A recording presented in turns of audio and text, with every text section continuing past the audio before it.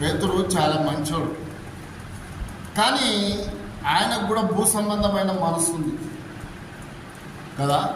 ఎవరైనా సరే అట్లనే ఉంటారు కదా, కొందరు అట్లా ఉండరు.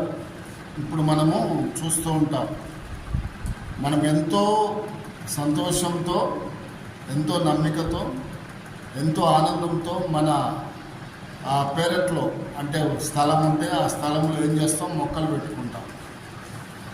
అయితే దాని చుట్టూ కంచె లేనందున ఏ జంతువులో వచ్చి ఆ మొక్కల్లో ఒక మొక్కను తినేస్తాం. అది సగం తింటున్నప్పుడు మనం ఏం చేస్తాం, చూసి దాన్ని గద్దిస్తాం ఆ జంతువును, ఆకులు తినకు అని కొడితే వెళ్ళిపోతుంది. అయితే కొన్నాళ్లకు ఏం జరుగుతుందంటే ఈ యొక్క ఆకులు